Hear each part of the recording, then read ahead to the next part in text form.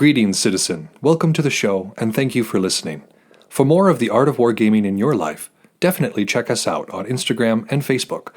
If you'd like to support the show, we have a Patreon account where you can do just that for as little as $1 a month. What we can offer will expand as the show does.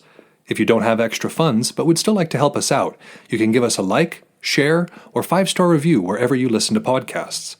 Want to get in touch? Feel free to message us or hit up our email, artofwargamingpodcast@gmail.com. We look forward to continuing the conversation with you because we know the world is vast, with many different ideas on tactics and strategy that can be applied to the games we enjoy. You're listening to the Art of Wargaming on the Earworm Network.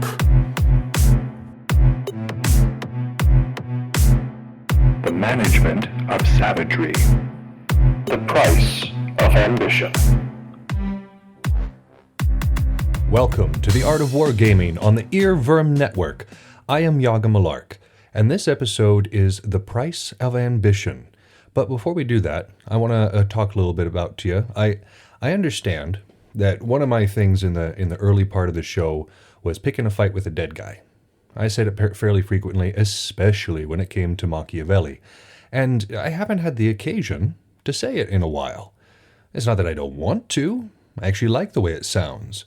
But these last couple of authors we've had, Frederick and Abu Bakr Naji here, they've actually had some really solid tactical advice. Not a whole lot to disagree with there. Again, Vegetius and Machiavelli, they were kind of amateurs, but these guys, they knew what they were talking about. So, again, I haven't had much occasion to pick a fight with a dead guy. But I wanted to let you guys know I'm always looking for ways to do that. Always looking for something to pick a fight with a dead guy about. They haven't given me the opportunity, I guess. But you can look forward to me picking a fight with a dead guy in the future because, that's what we like to do on this show. Speaking of picking a fight with a dead guy, we did recently open up a Redbubble, and I promise you that this relates to the other thing I was talking about. Just to start putting some stuff out there. There's not a whole lot on it at this point, but if you search for The Art of Wargaming, you will be able to find it. And we're going to start adding more designs more frequently, but at the moment, I think we just have our logo and then those words, pick a fight with a dead guy. So if you want to show your history animosity maybe, or your willingness to call people out who are incorrect, even if they are dead, yeah, pick it up for yourself. I know I'm going to be sporting one, even if nobody else understands what it is. So, if you have a mind, please check out our Redbubble. I guess that's the point of what I'm saying. Before I move on to the main portion of our topic today, which is, as I said, the price of ambition, I want to talk a little bit about a game I had with my buddy TF. We recently just started a Kill Team campaign, which for those of you who are unfamiliar with Kill Team or with Warhammer 40k, Kill Team is a scaled-down version of Warhammer 40k that you can play on a reasonably sized board. And a campaign is just a series of games with the idea in mind of winning in the long term. Everybody starts out with a set number of resources, and as those resources dwindle, somebody will eventually reach 0 with one of those resources, and you win. But it takes a while to get there, so I think TF and I will have some good fun. So we started our game today, and I was, of course, doing Genestealer Cult, because they're kind of where I'm at right now. I'm fascinated with their lore, and I really enjoy the challenge of working with an army that isn't top tier. Like, I've got my Space Marines, and they do great. I've got my AtMech, they do great. And, of course, Knights are Knights. But this is something different. And I'm really enjoying it. And TF, of course, plays Blood Angels. So when I saw across the board that he had brought a primarily melee list with him, I was afraid. Because my guys are fairly fragile, and I was hoping to get into melee against folks who are shooty and not specialized with melee. So I was a little nervous. But I had taken a number of units that I had thought were kind of the best. I had looked through the books and realized that the majority of the Genestealer Cult stuff, while it may work on the larger 40k table because of just sheer numbers, isn't very great for Kill Team. Because not only do the Genestealer Cult fold like paper, but they also have a majority of their models with small arms. So things that are only a strength 3. So that means you're not rolling very well to hit, and then if you do hit, you're not doing much against a Space Marine, or really anything of real significance or size. So the majority of the things that we can take as Genestealer Occult were just not appealing for what I knew I was going to be facing. So instead, I focused on Acolytes, because they have a decent strength, even if they are still a toughness 3. And it was a good move on my part, actually. I was looking through the Acolytes and was like, all right, so what weapons are going to work here? And my eyes settled on the Heavy Rock Cutter, which seems at first to be a worse version of the Heavy Rock Saw, because they both do ×2 strength, -4 AP, 2 damage, but the Heavy Rock Cutter is a -1 to hit. It also has an ability that if you do any damage to a model, you roll a d6, and if the result is higher than the remaining wounds that model has, it's gone. Taken out of action immediately. Do not make a roll. Do not pass go. Gone. So I said, that's pretty good. I'll take that in my list. I know I'm going to go against some pretty tough dudes. I need as much as I can. So 2 of my specialists had these Heavy Rock Cutters, and then I had 2 of my non-specialists with them as well. The other specialist was an Aberrant with a power armor, or a power hammer, and I put the Cthulhu head on him, so he looks like a really beefed out Cthulhu, and I really kind of dig that. And then I had a Kellermorph as a commander, and then just a neophyte leader for like a cheap little leader. And I was expecting it to be a fairly decent fight, but I was likely going to lose. That was not the case.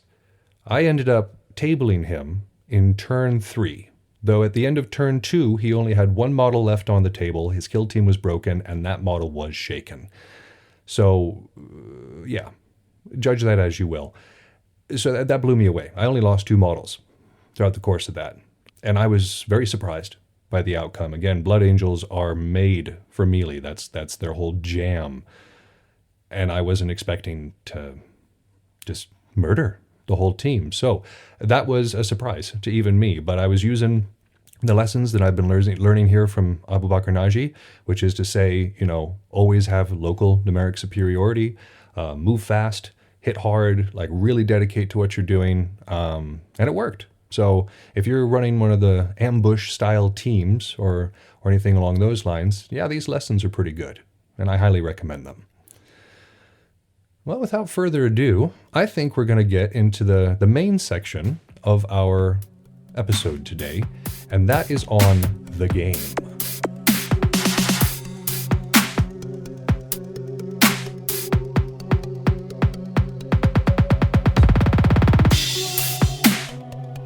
Our main topic today is the game.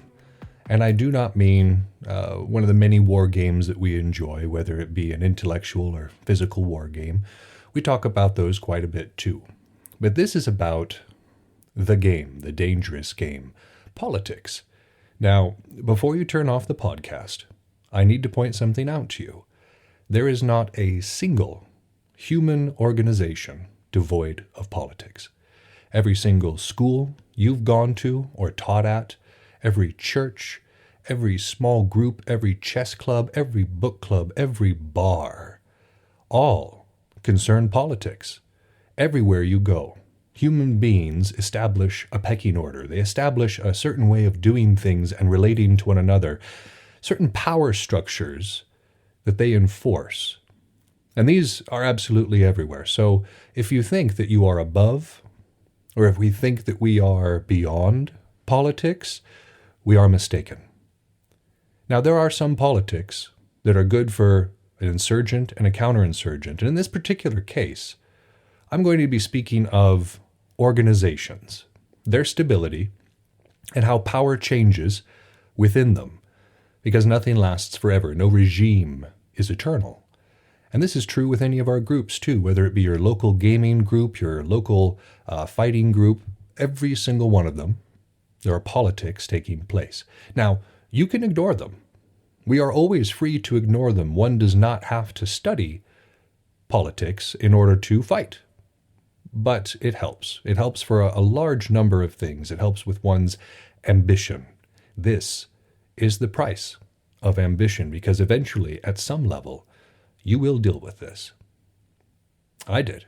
I didn't want to. When I first started doing life, I believed that I was beyond politics. I believed that they didn't affect me if I didn't think about them, and I could just go through my life without ever having to acknowledge them. And while that was true to an extent, when I actually started to improve at things, I started to see that politics absolutely happen. And I'm not talking about dirty backroom dealing politics. Those surely happen as well. But just normal, everyday, human politics. And I slowly began to realize that if I truly wanted to be successful, if I truly wanted to understand people, understand my enemy, I had to rub elbows with them, take them to dinner on occasion. Because in this way, you can really get inside someone's head, figure out what makes them tick. So this is what I advise, politics. So, in this particular case, the counterinsurgent would be the ruling regime, whatever case that might be, whether it's the inner clique of whatever group you're a part of, or whether it's an actual recognized authority in your organization. The counterinsurgent represents the established, the traditional, the regime that has been in place up until the point that we are speaking of. The insurgent would represent somebody who is attempting to usurp that natural order, whether it be to kind of carve out a piece of that power for themselves, to completely upend the entire system and put something else in place, or whether it's just straight up to irritate, annoy, or get in the way of a regime that they see as unjust or unfair. These are all reasons for an insurgent to pop up. As we've seen over the last several episodes, there are a lot of reasons insurgency occurs, but it's always because there's some sort of defunctness to the state. Because an insurgency needs resentment, bitterness to take hold. So before we talk about these two separate camps, what applies to the insurgent and what applies to the counterinsurgent, I want to talk about the universal politics, the things that apply to everyone. Abu Bakr Naji says, "It is wise to work at mastering politics as one works to master military science." He mentions in this particular section that many of his comrades find politics distasteful. They think that it is polluted, corrupt. It goes against their belief system. But he reminds them, he says, politics is important. You have to win the media game. You have to win the political game in order for your military gains to mean anything in the real world. And it's often the case in wargaming as well. Great players get overlooked for popular players. It doesn't mean you can't be both. In fact, it's you should strive, really. I strive to be both. But that often happens because they don't know how to politic. So, one of the first things one needs to remember about politics, or really any human organization where reputation is concerned, is that a single political mistake leads to a result worse than 100 military defeats. A single political mistake can crash an entire career. All that glory, all that honor, gone because of a political mistake. Humans are fickle creatures. Their attentions, their affections wax and wane. Just because somebody is on top one day does not mean they will be there the next day. Every single person within an organization is looking to challenge, looking for a mistake, looking for an opening. One must not give it to them. So this is something to remember. Something I try to remember is not to make these mistakes. We're all human. We're all going to make mistakes eventually, but in this particular case, when you're trying to accomplish something, it is best to be able to work with people and get them underneath your banner. Accomplishing something by yourself, well, that can be nearly impossible. But accomplishing something with a group of people, that is what we excel at as a species. But to make this work, to avoid those mistakes that I was talking about, one has to deal straight with people. No lies, no deception, no double dealing, because these things will get you into trouble. If one practices these like what we would consider immoral or unethical practices, it is irrelevant whether or not they win in the short term, because those things can be used against someone later on. You may be at the top of your game, and yet people come forward and they say, oh, well, this person did this corrupt thing or that corrupt thing. And those little political mistakes, those little lies, little deceptions that were made along the way suddenly come to light. And at that point, you're dealing with a full-on PR disaster. So deal straight. I try to deal straight. Again, we're all human. We all make mistakes. But we try to put forth our best effort to dealing straight with people, because then they want to help us. If people don't trust us, why are they going to want to help us? So it's good. It's good to be trustworthy. But at this point, there is a particular line that he says in this section that I wanted to pick a fight with. So here it is. I'm picking a fight with a dead guy. He says, the political management must be directed by a military leader. I disagree with that. Within my home sport of Bellegarth, it's true. There are many leaders who are fighters, and primarily fighters, and they do just fine. But there are also leaders who either are not common on the field or don't really fight at all.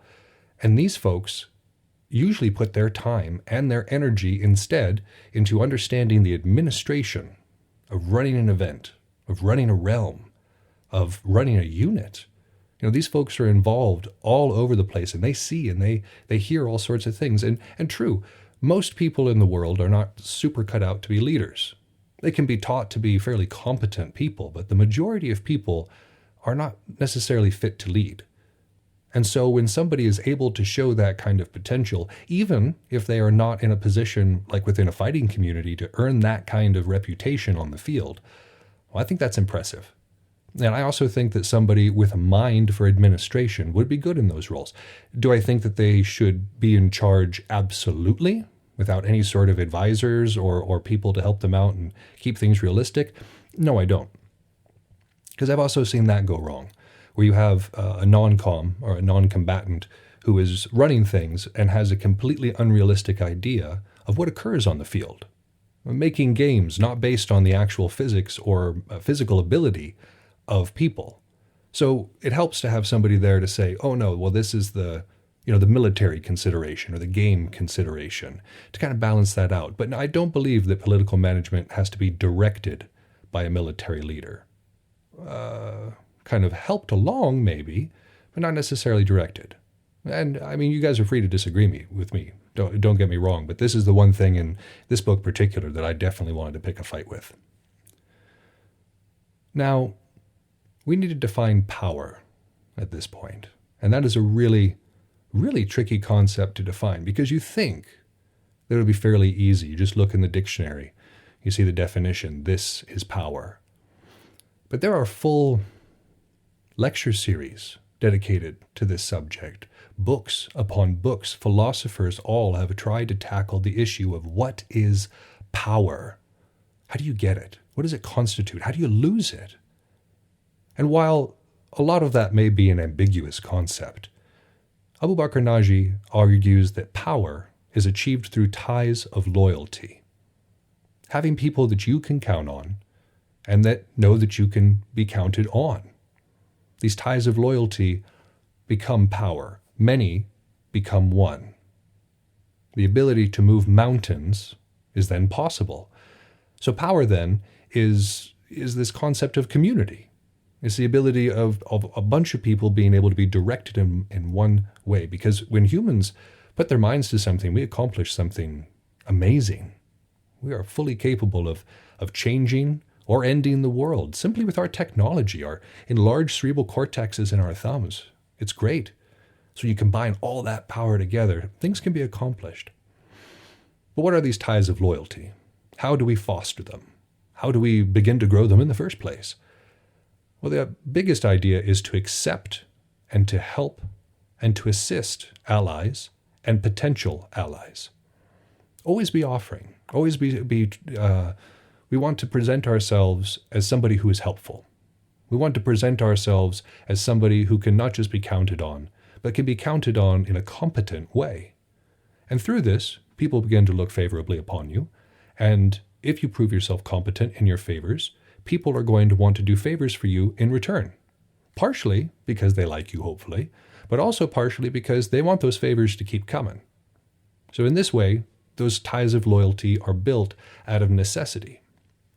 We should always look for ways to deepen those ties of loyalty. Way back in the way when, it would have involved marrying your children together and cementing those groups together. But within our communities, you can do an exchange program. I know that there are a lot of units, for instance, within Bellegarth, where you'll have people from a realm or people from a unit go over and work and basically live someplace for a month or a few weeks and really learn not just the culture of where they are, but like deepen those ties of loyalty with themselves, their units, and their communities.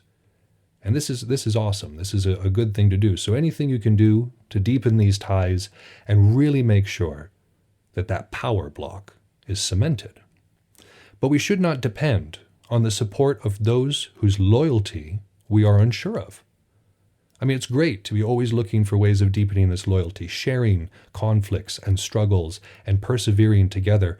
But you need to know, we need to know that these folks are to be trusted, that they have our best interests at heart.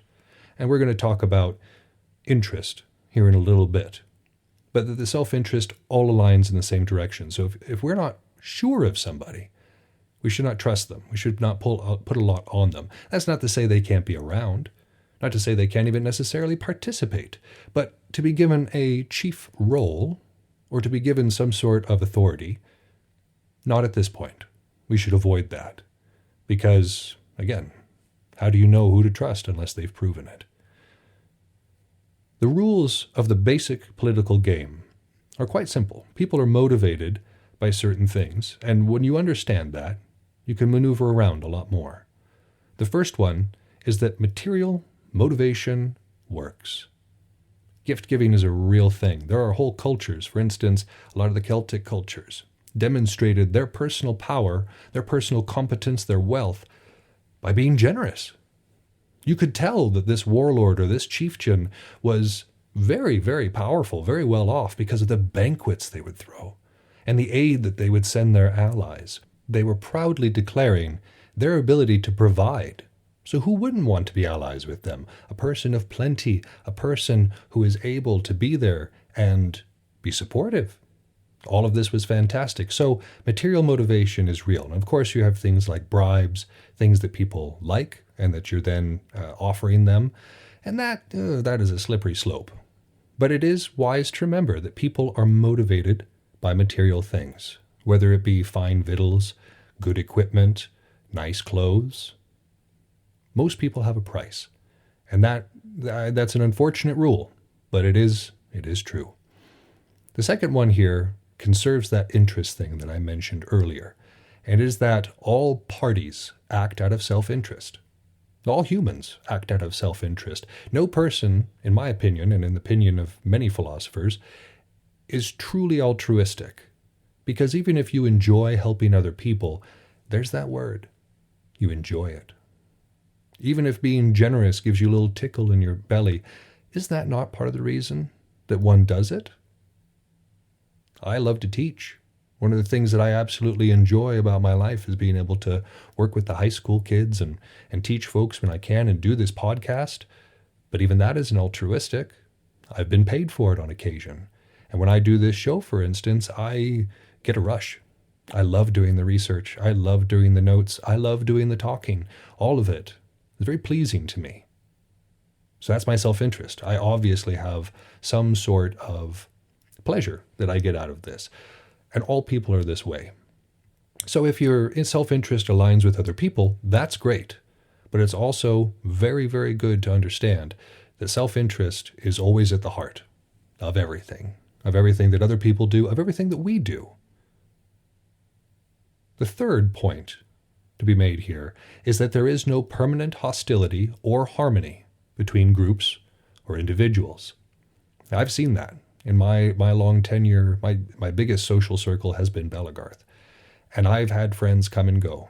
Sometimes they're friends, sometimes they're enemies, they go back to being friends.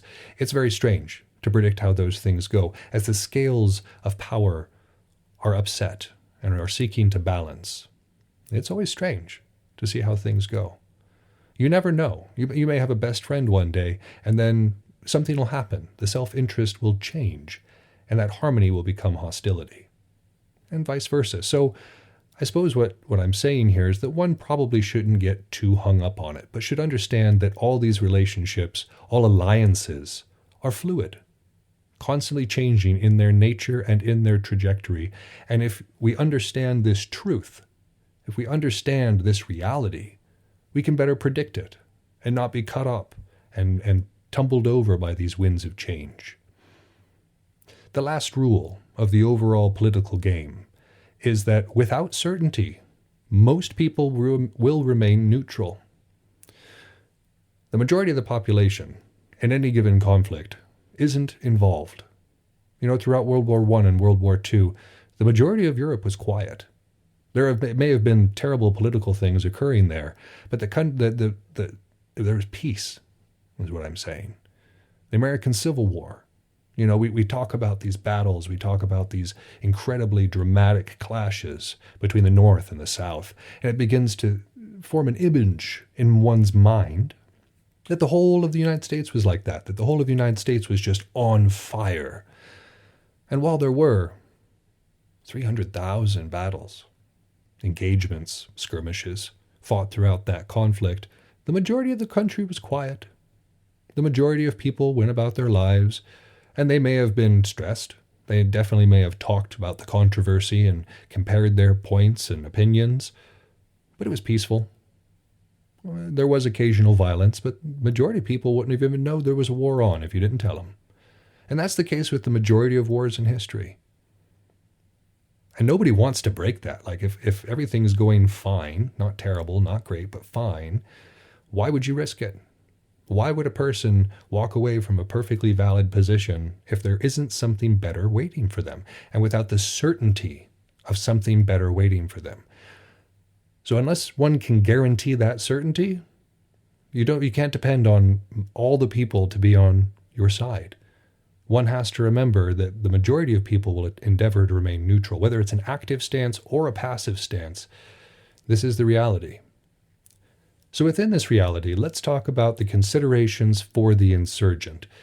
And again, as an insurgent, we may have many goals, whether it is to rise in the ranks because we think that we're worthy, to rise in the ranks because we like the challenge, to rise in the ranks because we want to oppose a regime that we consider incompetent or oppressive, or doing it just because you want to.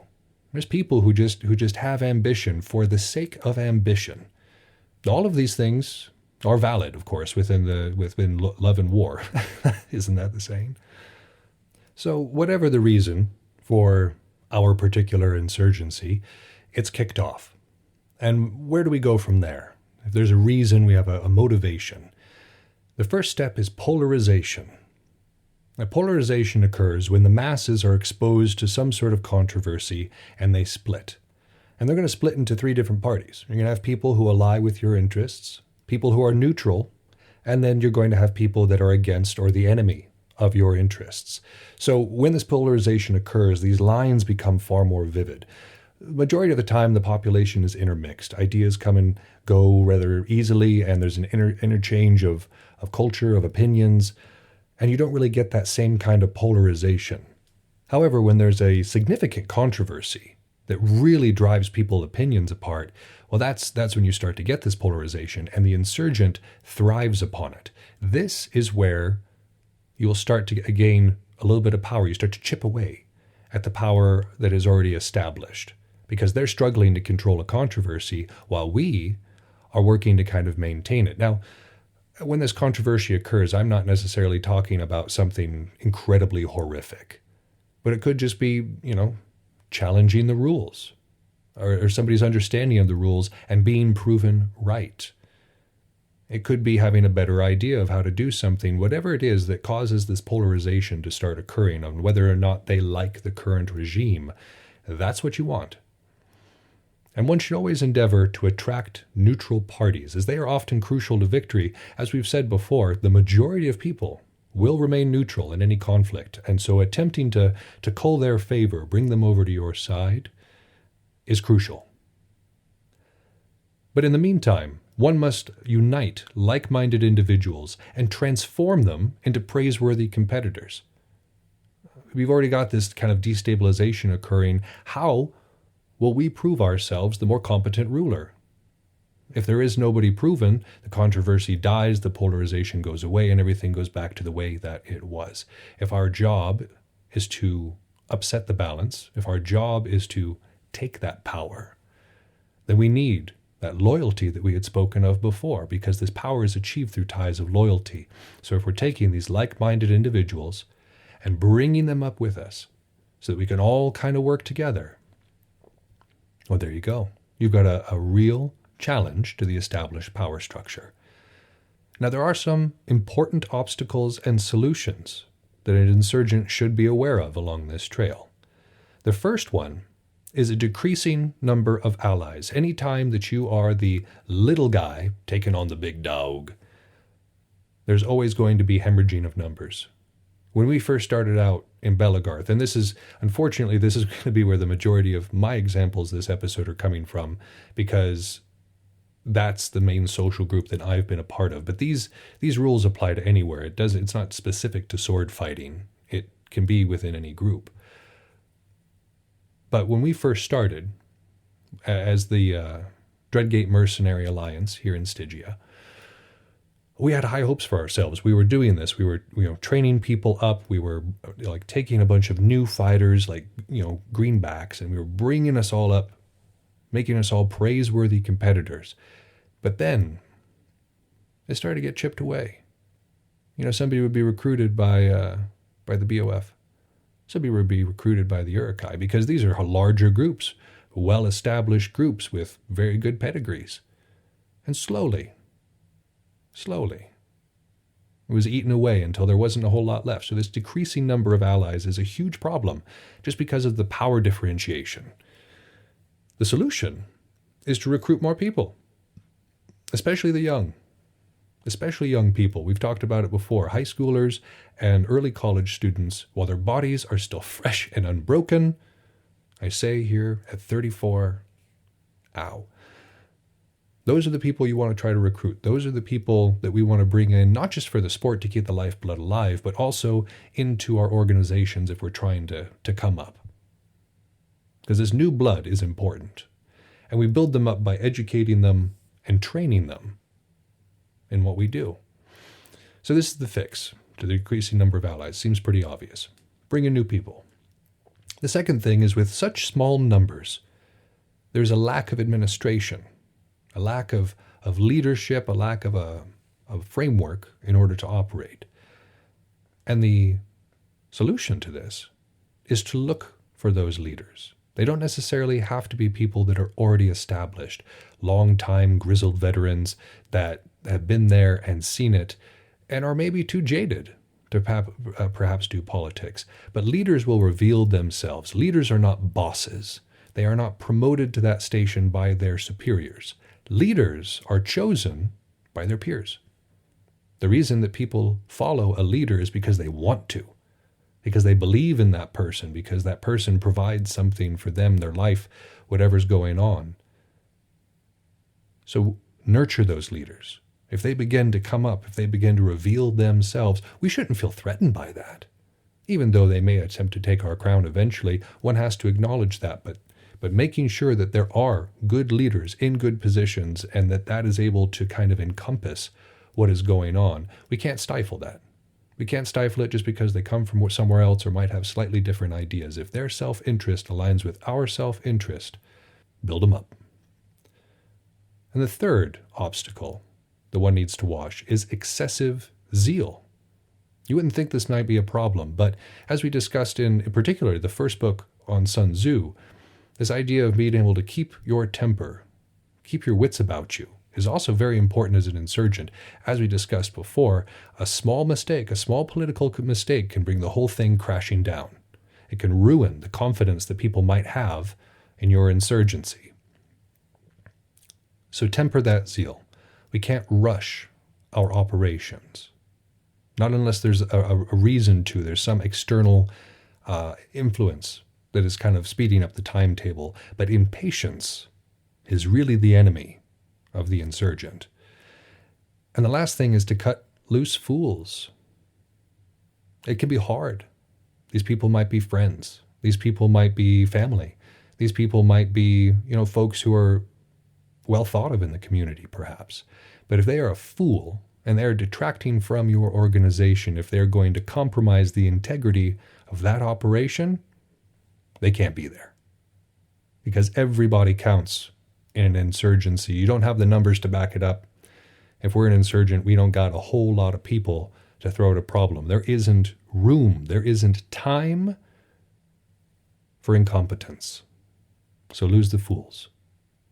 Again, if you're trying to like really pursue the political game, I understand most people do not get this deep into it in order to cut those ties of loyalty. And just a suggestion. But now let's shift over to the counterinsurgent. Let's say that we're the ones in power. We're the president or the king or the PM or whatever you want to say of this particular group, of this continent, of this realm, of this wargaming group down at a store. Whatever the case may be, we're kind of the ruling power. We say what goes on and when it goes on. 4 things to remember here as a counterinsurgent. The most important, and this is important to the insurgent too, but it's something that is really important to the counterinsurgent, especially in the late game, is that the support of the population is vital to both. We cannot win without the support of the population. If you're looking to challenge the regime that's currently over you, but nobody else wants you there, you're not going to get it.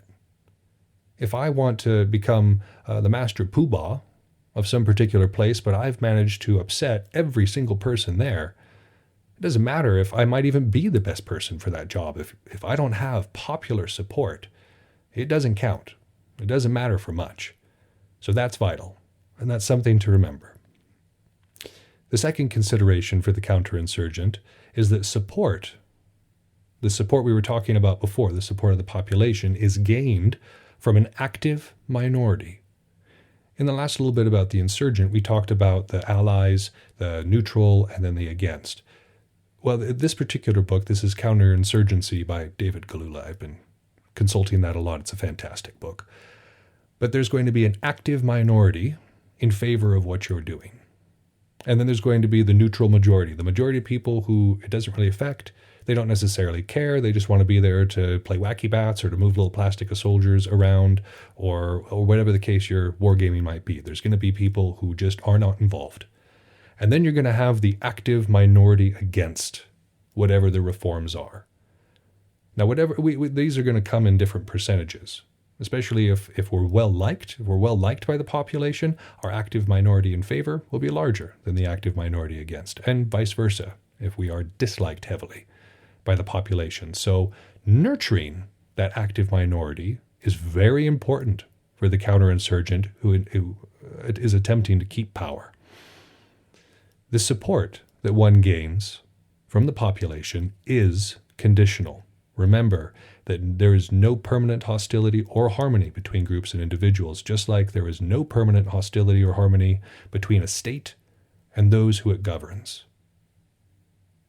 Just because we are doing well one day, just because we get praised or are called the best group at some point, doesn't mean that's always going to be the case. And it needs to be watched for. So an understanding that the support of the population is conditional, there's a few things to understand there too. Reforms are completely ineffective if an insurgent controls the population, this active resistance. So if we're trying to put an event off or a tournament off, and we're wanting to do certain things, or it's going to be complicated, it's going to involve volunteers, well, if those volunteers have been influenced by the insurgent, not a lot's going to get accomplished at that tournament. You're going to have infighting, you're going to have bitterness, and people perhaps not showing up to shifts or whatever. And so overall reforms or overall motions towards something are going to be ineffective. Or even within the group itself, you want to change the way that something is done, or you want to institute a new practice or a new policy. If there's active pushback against that, if there are people actively working against us, it's going to be ineffective. And it's honestly just going to show us to be incompetent to the people that we are trying to convince that we're supposed to be in charge of. So there is a need to demonstrate competency early. Once the insurgency starts, once the power begins to shift, we need to demonstrate competence at something. It's something regarding administration, I should specify. Military victories in this particular case will not win over the support of the population. There needs to be some demonstration of the competency that we have as to why we deserve our office. If there is to be negotiations with the other side, it must be of a position from strength. If it is not, it shows weakness. It shows that you are unable or unwilling to kind of force the other person into a position where you are in favor. So if we are going to negotiate with a person who is challenging us, it needs to be some place that we are powerful, some place that where we have just accomplished something, where we have praise, where we have supporters. That strength is necessary. But the strength is also gained when independent groups actively lend their support to us. Because obviously, if we've got like a core group of people that we can always depend on to be there, those are not going to be the active minority that's really going to accomplish something for us. Those who are going to accomplish something for us are independent groups that support our cause. Other groups coming in and helping. That's strength. Remember, we had talked about the many becoming one. Once you have that strength, you can negotiate. And once you demonstrate competency, you have the support. And once that support is there, that is what we're looking for. But these efforts must be focused. As we said before, these wide-sweeping general reforms are likely not going to be effective and are going to give the appearance of incompetency. So our efforts must be focused successively, area by area, person by person. We've had controversies here in this realm in the past where facts got twisted, where ideas were formed that were not accurate to the situation that was going on. But when there isn't a whole lot of communication, people can dream up the strangest things. And so what I did, as I was a leader at the time, is I went around to the folks who I knew had questions, the folks that I knew were trepidatious about the situation, and I sat down with them. And I said, okay, here's what's going on. What can I do to make this better for you? What can I say to reassure you that your fears are not to come to pass in this particular case? And that was way more effective than addressing the whole group and saying, hey, what can I do for y'all? Because at that point, the whole group is sitting there neutral. Nobody wants to speak out necessarily. But going to people one by one and figuring out what they need and how to accomplish it and how you can bring them to your cause, this is important. It can be very tempting as the person who's already empowered to just issue a wide-reaching decree and then be done with it. But that's not the way that we retain that support. So that's the game when we're talking about it. That's the very basic. Again, whole books, whole series. All these philosophers throughout the ages have attempted to define power and the way to go about politics. This is the way that I've read from Abu Bakr Naji and David Galula, with a little bit of my stuff intermixed in there as well. But take this into consideration, that all of life, all of human interaction is politics. So it pays to be good at it. And on that note, we're going to go to our interview with Antoinette.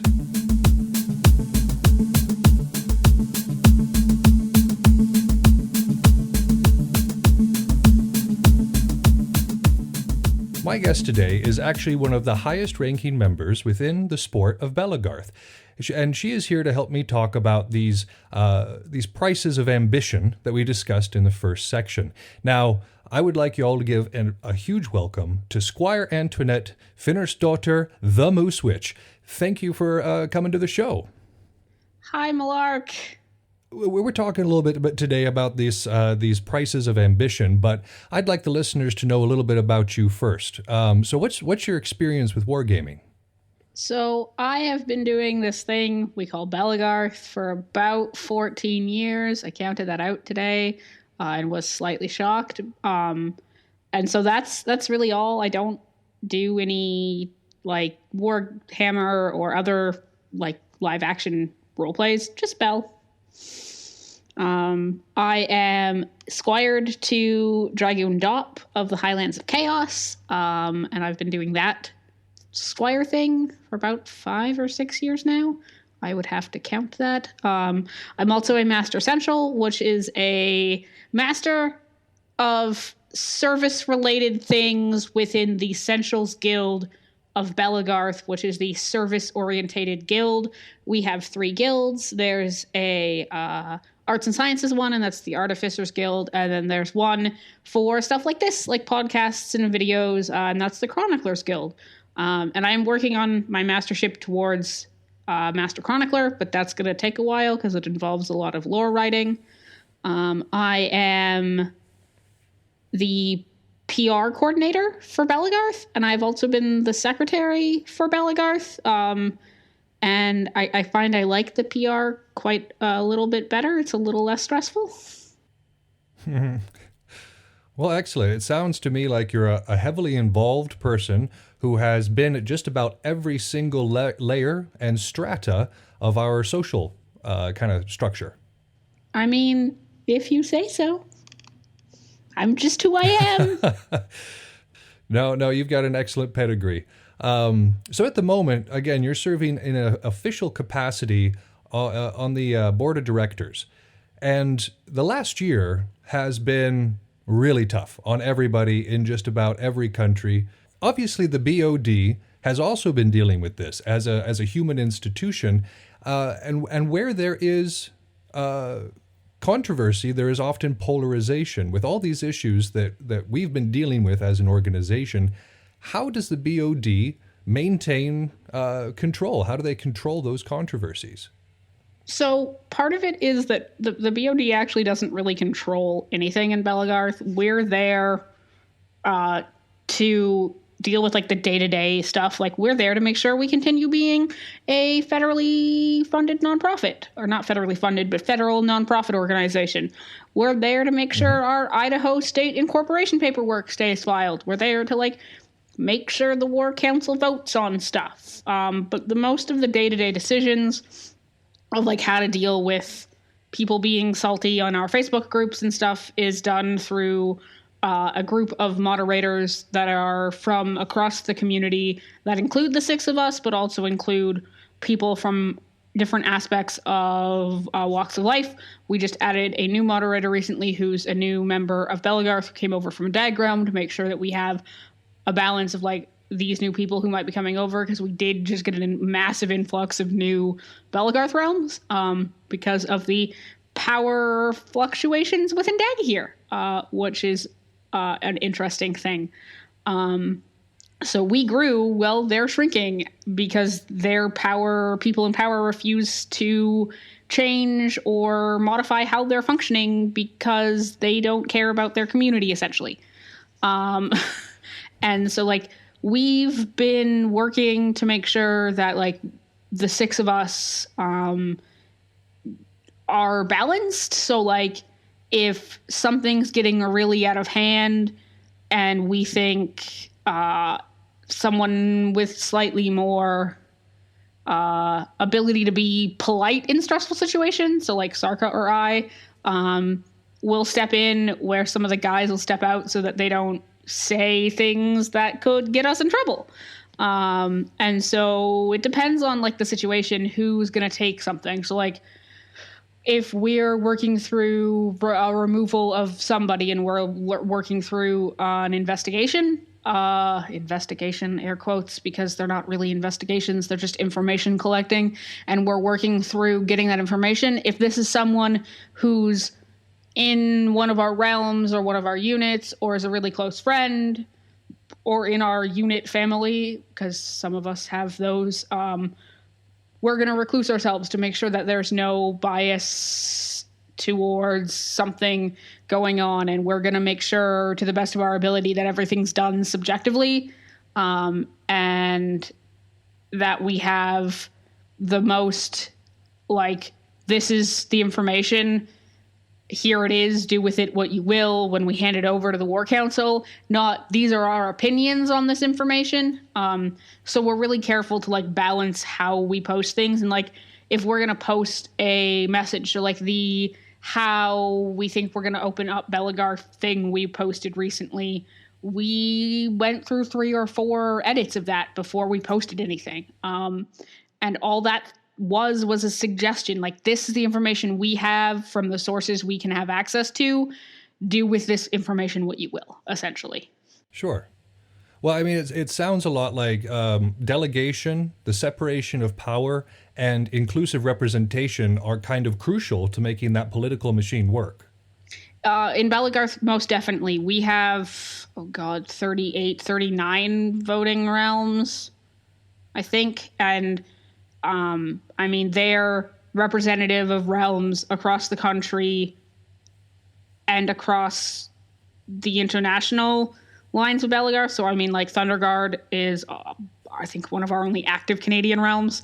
And they're a voting realm. We have a speaking realm that's in Germany, who, I mean, I'm sure will go for voting rights when they're able. And there's talk about allowing the newly moved over DAG realms to waive part of that, like, year wait before they can become a speaking realm. But that vote didn't pass, but I'm sure it will come up again next month in the next voting period. Well, right on. Again, having something that works, something that keeps it functioning and has people feeling like their voice matters is very important for something where we don't have conscription or drill sergeants or anything along those lines.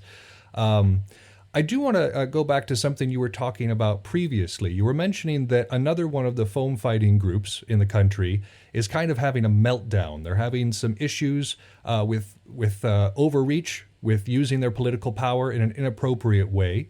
And it seems like their popular support has completely dwindled. The faith in the administration is completely gone. What's the difference? Like, well, why is Belagarth keeping it together and managing to weather this crisis where this other group is not?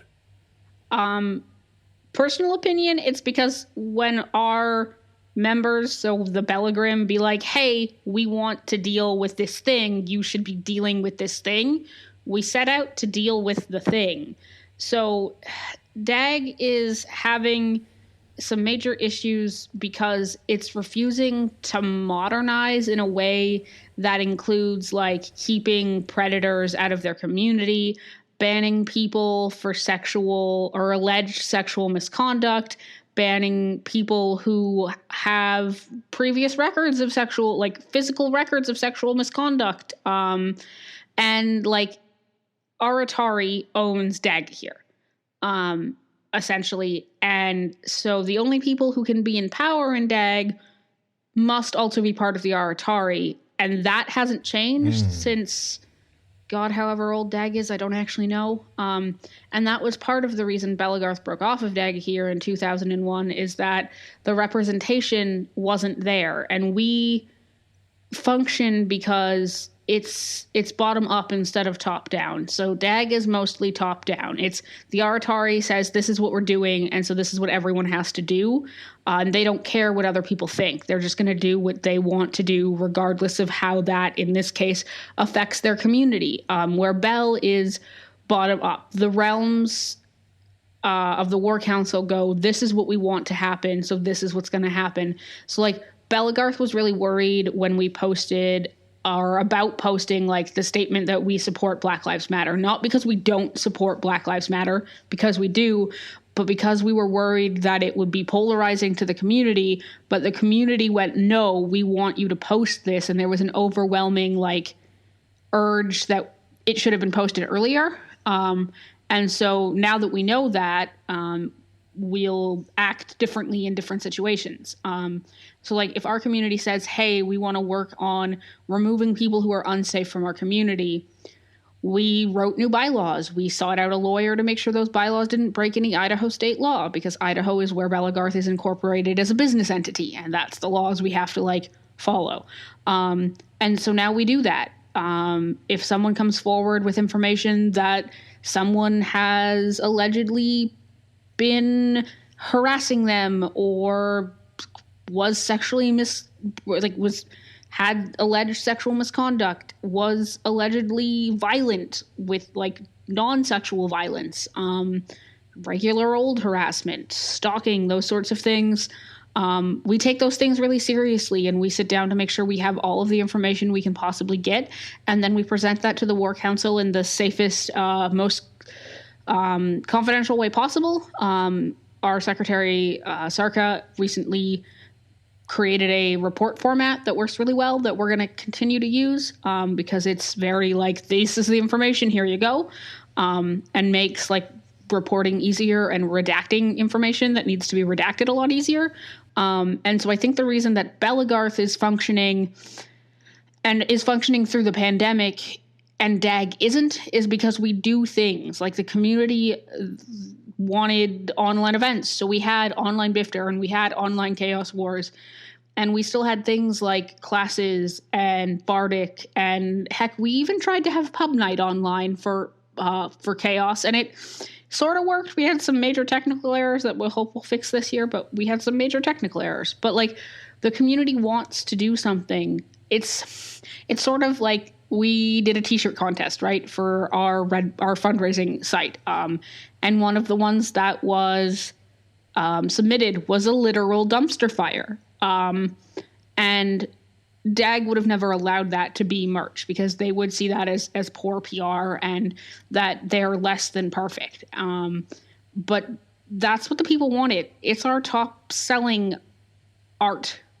Like, we have sold more things with that art on it than we have sold other things with that art, other things with other art on them, because that's what our community wanted. Wow. And sure, well, an outsider may think that's a little bit weird. If we want the red bubble to work, we want the community to buy things that they want to wear or they want to rep. And if they want to rep a dumpster fire, then we're going to let them rep a dumpster fire. So I think that has a lot to do with why DAG is falling apart and very quickly losing its base. Like today, the most recent thing that they had a big problem with is that their board of directors, so the Aratari, went and told the RAG staff, Ragnarok is their big major event that happens usually in Pennsylvania every year, that ensuring the continuation of Daga here was more important than Ragnarok. And that made a lot of the RAG staff go, wait, what? Because RAG was supposed to be sort of separate from DAG and had a separate board of directors and had separate funding. And so when they got told that, the merchant coordinator stepped out, the treasurer of RAG stepped out, Blood Horde, which is a really major unit within the Aratari who did a lot of volunteering and running for RAG, stepped out. And I mean, the realm that the Arbiter of Dagahir was from is now a Belagarth realm. They chose to switch over. RAG or DAG also lost one of their biggest non-Aratari realms to us earlier this month. Arendor, which covers Ohio and Michigan, is now a Belagarth realm. Middlemarch, which was a large part of Indiana DAG, is now a Belagarth realm. Most of the other Indiana and Ohio DAG realms are now Belagarth realms. A significant chunk of Florida that was DAG are now Belagarth realms. There are realms within the purview of what Aratari, like the area that Aratari considers theirs, that are now Belagarth realms because they're fed up with Aratari's inability to listen to what the community wants. I mean, they said, okay, we'll open up our board of directors positions to anyone who wants to run, but then proceeded to delete, ban, and remove people who stated they were running from the Facebook groups, from the boards. And so it wasn't really that they were opening up those positions. It was lip service saying, yeah, we'll let you run, but then deleting everything that was people saying they were going to run because they really didn't want anyone else in those positions. So DAG is eating itself alive, essentially, where we're like, if this is what the community wants, then we're going to sit down and make sure that they, within the laws that govern federal nonprofits and businesses incorporated in the state of Idaho, can do. So if we wanted to make sure that when we built in our auto ban bylaws. So like if you have a conviction of certain things that fall under our automatic denial of membership within Belagarth bylaws, that wasn't breaking any Idaho state law. And it's not. So if you fall under certain things, you can be automatically denied membership because that's what the community wanted, to keep itself safe. So that's what we did. And I think that's the biggest difference between how Belagarth has survived and how Daggahir is sort of killing itself. Well, it sounds to me a little bit like both Daggahir and Belagarth are trying to go through a series of reforms, but Belagarth in these reforms is listening to the will of the people, if you will, and Daggahir seems to be going along with whatever the ruling party wants to do, regardless of what the people want. I would say, yeah, Bell is trying to do what its community wants because that's the way we've always functioned. And Dag is like, I don't care what the community wants. Essentially, it's our Atari. I think about it as it's our way or the highway, and Bell's like, all right, let's pave this road together and see where it goes. No, I like that. And it appears because of the nature of power and the very the scales of power and how they tip and the kind of thin ice that leaders are on, that y'all are doing the right thing. I am on the boards fairly frequently, and although you get salty people who just kind of want to vent their frustration, I haven't really seen any legit complaints against y'all. Like you have served very well throughout this whole crisis. I mean, thank you. We often get really frustrated because like there are lots of people who may not be posting publicly, but are like super salty about the way that we word things. Our president gets a lot of hate on the way he words things because people who think that their voices matter more than others' voices, I guess is the best way to put it, like want him to word things differently. And we're like, whether or not you technically agree with the way we've said things, we're all human, regardless of the fact we're volunteering, and humans have feels, and we're going to feel those feels. And sometimes that means we might be snippy or short or slightly salty about something. And that may come out in the way we post things or like respond to comments more specifically, because we heavily edit our posts as a group. Nothing that gets posted on the Belagarth main page hasn't gone through like 6 revisions before we post anything. But like when we reply to things, feelings are involved whether we're volunteering or not, and like that's a completely different discussion with the way volunteers in general are treated. Our board specifically, but our volunteers in general are treated within the community is a problematic thing. That's a different discussion for a different time. But we do get a lot of like people complaining that we haven't worded things the way they think things should be worded. But those complaints often come in private messages or emails, and so the public doesn't always see them, but it does happen. Well, regardless of what the snippy people say, I mean, they're entitled to their opinions. I suppose it's valid, but from this humble troll's perspective, y'all are doing a great job. So I appreciate the work. It can't be easy. It can't be easy to work through these times because, like we've said before, controversy causes polarization, and polarization leads to all sorts of conflict. So I know that your tenure that you've had has probably not been that pleasant, but for a lot of those looking in, y'all are great. You're doing absolutely great. Yeah, it's been a lot. It's been a lot of trying to figure out how you keep a community as widespread as ours together through a global pandemic and not lose lives. And we've been very lucky. To our knowledge, we haven't lost any Bellegrim to COVID. We have lost, I know that there have been Bellegrim who have lost family members to COVID. And that was our main goal, was trying to make sure that we didn't do anything that promoted the spread of a pandemic, of a illness that has already caused like 500,000 deaths in the U.S. Sure. No, I agree with you. Sometimes the severe thing needs to be done in order to protect people. During the American Revolution, There's an outbreak of I don't remember what it was. I want to say smallpox within the Continental Army, and they quarantined all those dudes. People were wearing masks. Like they took it very seriously, and so it is something to be taken seriously. So I agree with you there. But I want to bring stuff down real quick from the national level, as we've been talking about, to like an event level, to like the leadership in an event and trying to administer that. That's also a handful. I mean, it's less space. You're dealing with a smaller geographic area, but you still got a lot of people who are there with a lot of different opinions on how things work and a lot of work to get done. I would honestly say from personal experience, running events is harder than running the board. Because the people are there and they're in your face if they don't like something. And the people who are generally in your face because they don't like something are very vocal and very loud.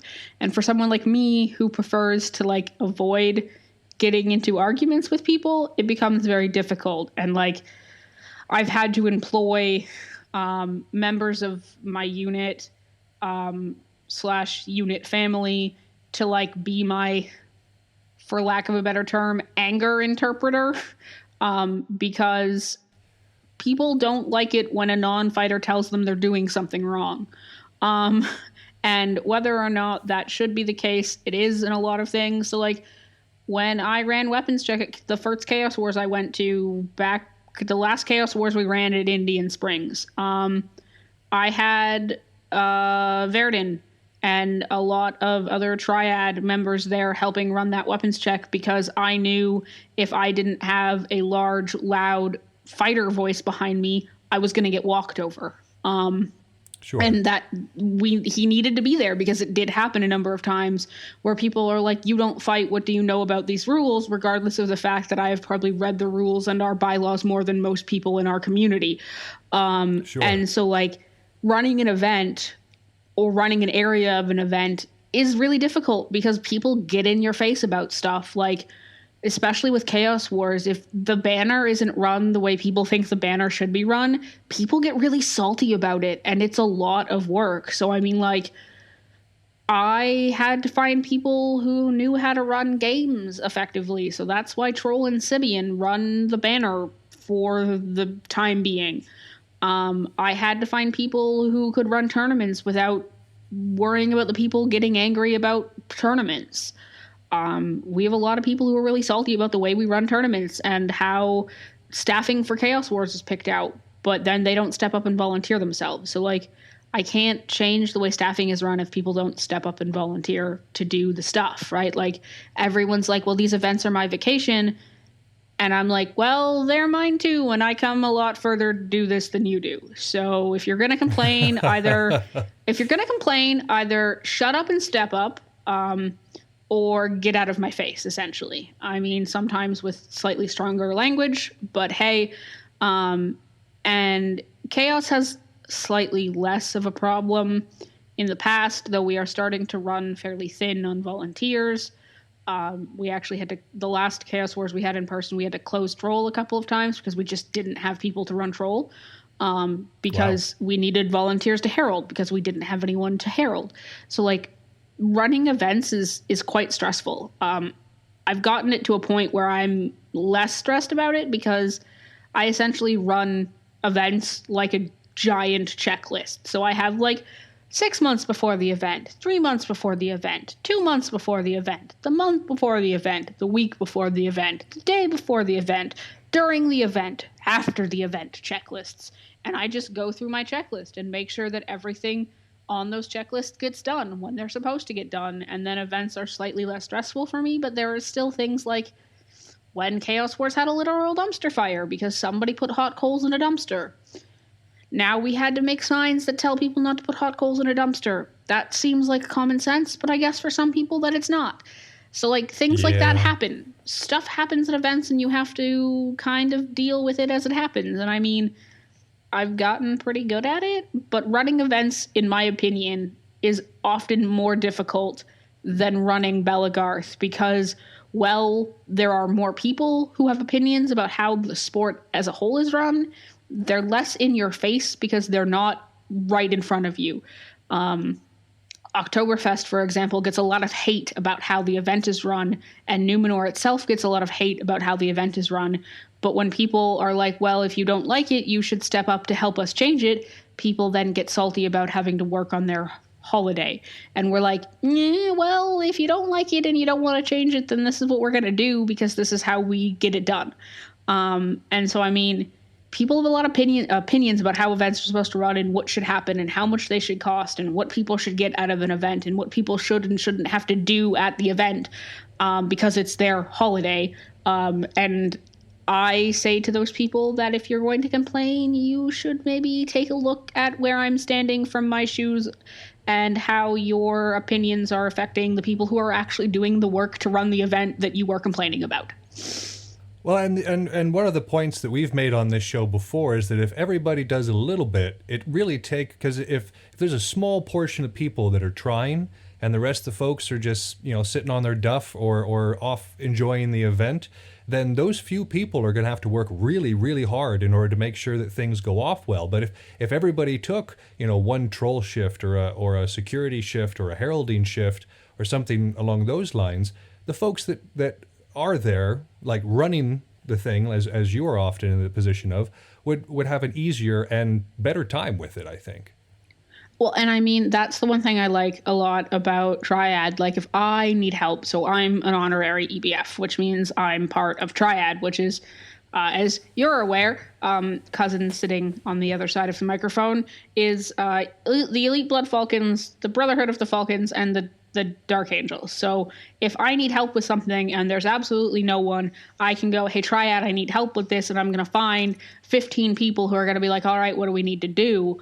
Those 15 people usually don't want to sit and troll, which, I don't blame them because they want to fight. But like, if I need people to move stuff, like, Misty needed hay bales moved at Oktoberfest, the last fest we had in person for Feast. And she went, hey, Triad, I need these bales moved. And en masse, we moved bales because that's what we do. And so like that, I really like having like that family to help out. And so like sometimes, and it's the same with Gelf. Like if Dop needs help with something at Chaos Wars and he goes, hey, Gelf, we need to get this done. It gets done, but it shouldn't be just on the Gelf or just on Triad to get things done at events. I agree. If everyone helped out just a little bit, more people would get to do stuff. I personally don't mind sitting in Troll at Okfest for 18 hours over 4 days because I don't fight. And if I'm sitting in Troll for 18 hours, it means my brothers, my cousins can go hit people with foam because that's what they enjoy.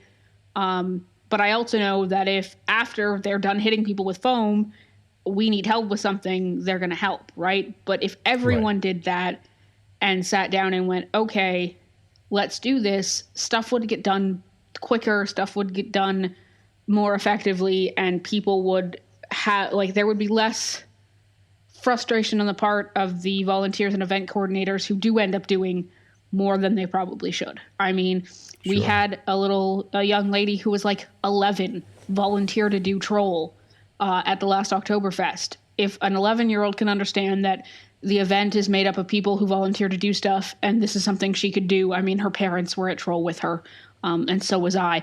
But, like, she did her part because she knew that that was important. So if an 11-year-old can understand that, then maybe as a community we should sit down and look about how we go about volunteering and working at events and doing things for events that make it so that everyone can be more enjoyable. It's how I look at, like, Chaos Wars closes Troll at 5:30 because it doesn't want Troll to be open so the people who are volunteering for Troll can't enjoy nightlife. Different events run that differently, but that's something I really enjoy because it lets us not need that many more volunteers to run Troll during the evening when most people aren't trolling in anyways. And so, like, events have sort of, like, modified the way that they start to do stuff. I mean, we're going to start to see more online waivers, more being able to troll in using digital technology because it's faster and it requires less humans, right? And so, like, that's something that technology is going to let us change, and how we do stuff. Like, instead of calculating points for the chaos banner in a binder with a piece of paper, we can do it in a Google Doc now. Troll has like a spreadsheet that calculates all the points for us. So like technology has also sort of aided in how we can move from having to need X many more people to do X job, but we've also created other things. Like Chaos Wars now has a position that's facilitator of stuff and things, and basically public health. So the facilitator of stuff and things is like the person who's moving all of the sound system and all of that, and we still need a physical human for things.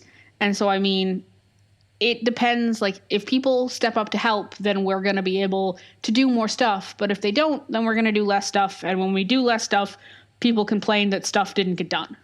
Which, to me, sounds like one of those catch-22 situations. But unfortunately, that's our time for today. But with your expertise in leadership, I feel like this conversation could go on a lot longer. So I would love to have you back on to discuss these kinds of things again, because it sounds like you have a wealth of knowledge and experience to be able to contribute to this. But again, that's the time we had today. Thank you so much, Antoinette, for coming on. Thank you for having me. And I think we're going to move on now to our third section, which is the consequences of Soviet overreach.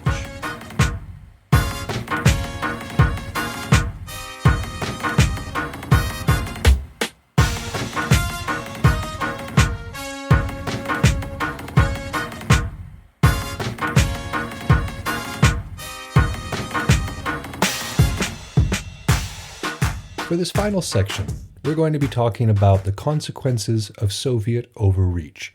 We've seen a little bit of how the war in Afghanistan between the Soviets and the Afghans, or the Mujahideen, went. It was very much like the Panjshir offensives. A whole lot of harassment and sabotage, disruption of supply lines on behalf of the Mujahideen, and frustrated attempts to bring them into open battle by the Soviets.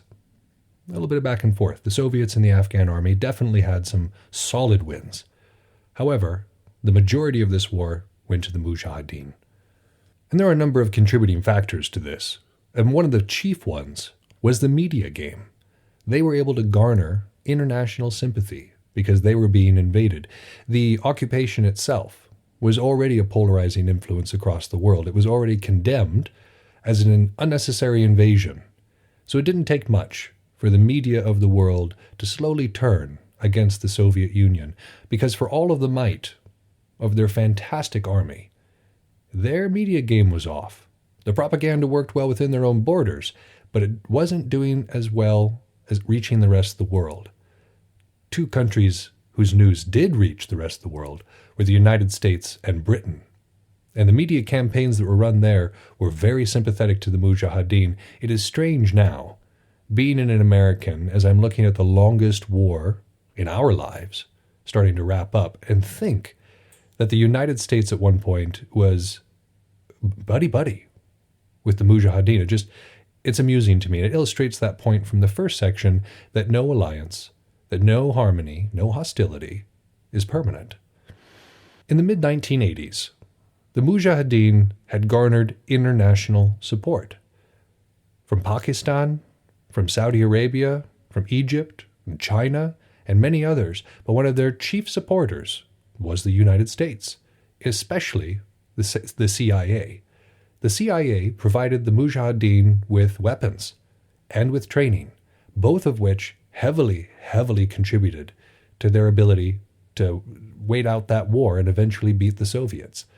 This training was extensive. Some of the same training that is used for CIA operatives and for special forces was given to these folks, who at the time were fighting against America's enemy, who were fighting against America's arch nemesis, their rival at that time, and were fighting with American interests. So, of course, Americans supported them.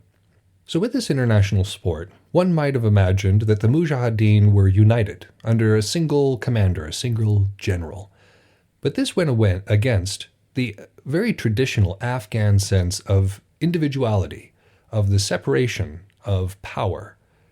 And when we were speaking about this in the first episode, in the second episode, when we were examining the transition from the royal family to the state, to the parliamentary monarchy that existed before the PDPA led their revolution, they had a strong, strong history of not just neutrality, but everybody having their own say. Each of these regions or cultures or tribes had their leadership. And yes, they may have been under an overall king, but it was loose. It was very loose. So this segregation of power continued into this, where you had commanders being formed, and they were kind of loose regional leaders. They were chosen naturally. If you recall in the first section, we were speaking about how if leaders reveal themselves, then they should be built up. And this is exactly what the Mujahideen were doing. They were looking and they were like, okay, well, this person is leading. People defer to this person. They have knowledge. Let's bring them up. Let's make sure that they're in a position where they can have positive influence. Heck yeah. And these regional warlords, these commanders, provided one another with mutual support. They may have had the final say within their territory, within their particular little fiefdom, but they helped each other out. Anytime the Soviets would move into a region, the surrounding warlords would move into that region as well to help out the one that was under duress. And when the Soviets would withdraw, they would go back to their places and wait, building up their forces, training their forces, but also just sort of waiting for the next offensive that they could mess with. And in this way, we also understand that the Mujahideen favored sabotage. After those first Panjshir offensives and the heavy attacking of the supply lines, sabotage became huge. And these were military and civilian targets that they would hit. They would hit bridges and railways and ammo depots and oil pipelines, anything to disrupt the infrastructure and the concentration and the morale of their enemy. This was also assassination time. The Mujahideen definitely enjoyed assassination, and they were, again, against military and civilian targets that were against their interests, and they were able to get, and they trained for it hard. Remember, when we've been speaking about assassins in the past, how they follow in the tradition of the Sicarii, these Mujahideen assassins were no different. They would train for weeks, months, practicing the exact scenario in which they would assassinate their target. And a lot of times it would be drive-by shootings or bombs, but they were always exceptionally well rehearsed so that they went off without a hitch. So between these two things, the sabotage and assassination, they did a pretty good job of disrupting the Soviet and the Afghan army's ability to maintain control and cohesion. Inevitably, the Soviet Union would withdraw from Afghanistan. We know the end of this story. And around 1988, that full withdrawal began to take place. Before that, however, there was a gradual transition of power, a gradual transition of the fighting burden to the local forces, to the Afghan army. And this was at a time when, yet again, the Afghan army was at a huge state of mass desertions. People were just leaving it en masse, whether it was because they had sympathy for the Mujahideen, whether it was because they had fear of the Mujahideen. People were not wanting to serve. And so this was already going to not go well. But the Soviet Union couldn't be there anymore. And their new premier, their new general secretary, Gorbachev, who was promoted in 1985, he understood this. He had watched the Soviet Union squander its resources and its power over trying to occupy all these different areas, the Eastern Bloc, Mongolia, and Afghanistan, among others, where they had interests, operatives. Gorbachev saw this as a massive waste of economy, and so in an attempt to preserve the Soviet Union, he started withdrawing all these forces from these highly contested areas. And during this withdrawal, a puppet regime was set up inside the Afghan state.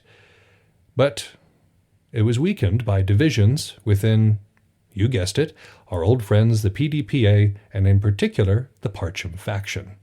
And these guys, they seem to be able to come together when it suits them, but their self-interests are such that when there's not a common enemy, they tear each other apart. I think there's something to be learned there. And this puppet regime was unable to consolidate power, either political, regional, or military. because it was completely ineffective and its army was constantly hemorrhaging members. So the war came to an end. The official Soviet-Afghan war came to an end. And when the tallies came up at the end, they're rather staggering. Because with the Soviet casualties, we'll talk about the occupier first.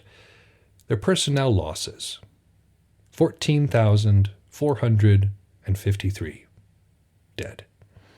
Wounded, injured, or suffered concussion, 53,753.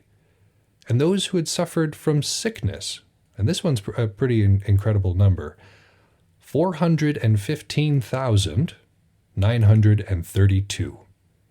Remember that in the American Civil War and many other wars, sickness is huge.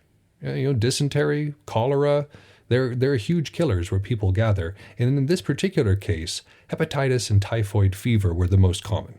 They were the most common culprits, and neither of those are pleasant diseases. I haven't had either, but I would very much like to avoid it. And these two were spread very easily by climate and sanitary conditions, which were ideal for them.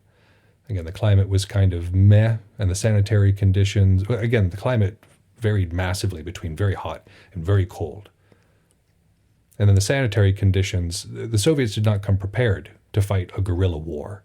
They did not come prepared to be out in the bush hunting for folks who knew those mountains far better than they did. And the camps were also squalor as well, so yeah, disease was rife. But as the Soviets pulled back, as Gorbachev desperately tried to preserve the Soviet Union economically, there were divisions inside, particularly between the party and the military, which is not good. Because this loss, according to Soviet scholars, undermined the legitimacy and the image of invincibility that the Soviet Union had had up to that time. Because at the end of World War II, they were one of the clear winners. The Red Army had marched across all of Eastern Europe to get half of Berlin. It was very impressive. They had one of the largest, most powerful military forces that has ever existed on this planet.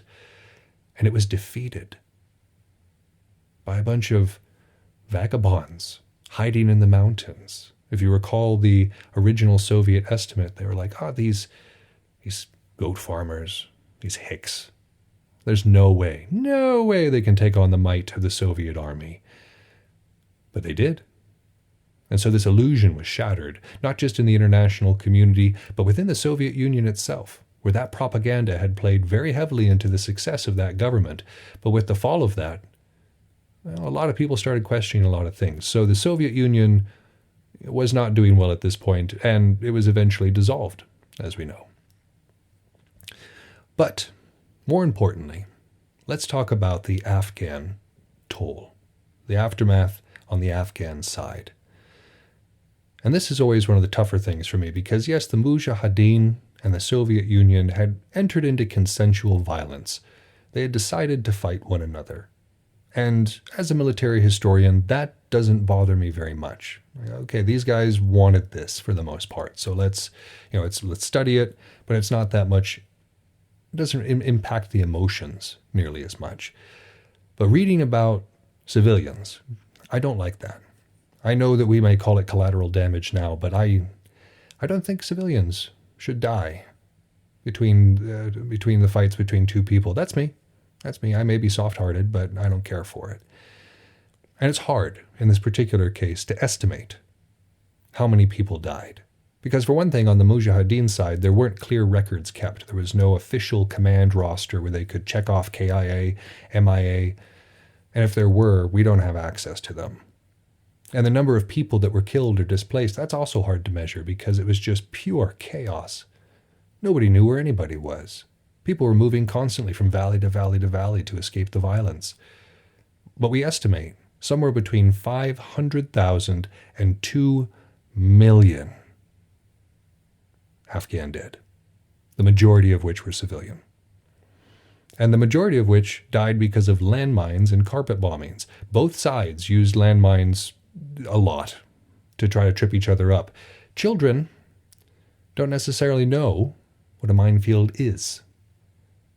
So there's a whole generation of children in Afghanistan that has a whole lot of people who are missing limbs or eyes or have to be in wheelchairs because their spines got blown out or whatever. It was a horrible time in Afghan history, and they're still digging these things up. They're still finding them in places. People are still getting blown up. So yes, the landmines were very effectively deployed. And then the carpet bombing was something that the Soviets favored to attempt to flush the Mujahideen out. But as we discussed previously, the Mujahideen had moles, had informants within the structure that was going against it. And so they knew about this. They'd move out of the area. And sometimes they'd be able to evacuate the people, and sometimes they wouldn't. But the civilians didn't know. And they were the ones that paid the price. And the war crimes committed by the Soviet Union were long to count. I don't have the emotional energy to be able to list them all right now, but suffice to say that it included massacres, rapes, massive infrastructure damage, the use of chemical weapons, torture, and looting, which left the country devastated and led to a civil war in the aftermath, because this puppet regime that was set up, they had no legitimacy. The people hadn't chosen it, and the Mujahideen were still very, very strong. And so there was a civil war, a really nasty civil war that popped up after this. So the region was destabilized at this point. So the Afghan people suffered. The Soviet Union suffered. The Mujahideen came into their own. This idea of this violent jihadism spread. And their groups and their ideals, their training, their practices spread to places like Afghanistan, like over Afghanistan larger, Pakistan, Algeria, Bosnia, Chechnya, and Egypt. All started getting an influx of these ideas and of these people.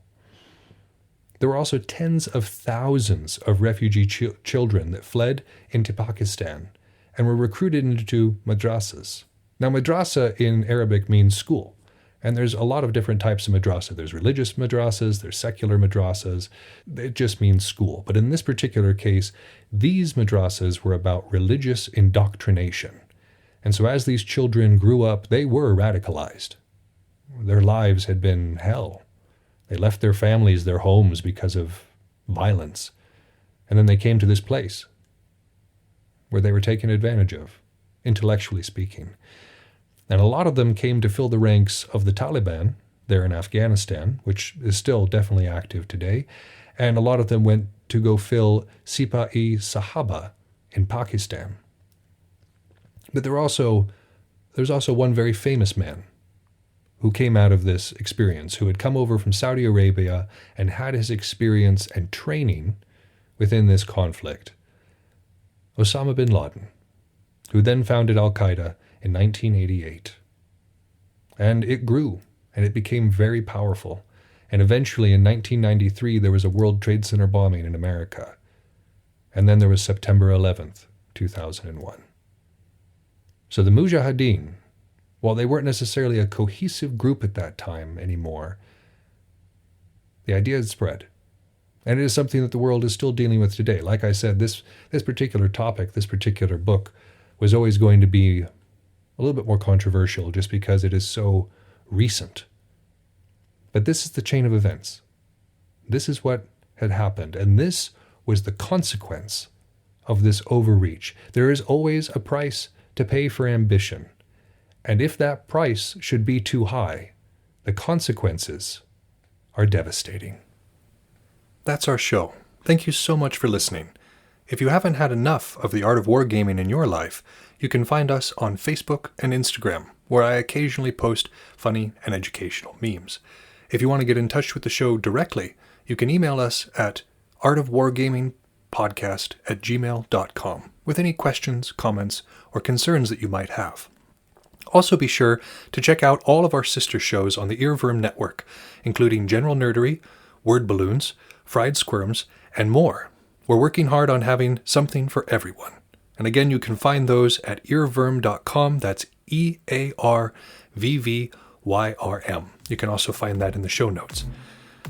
But for now, this has been Yaga Malark, signing off.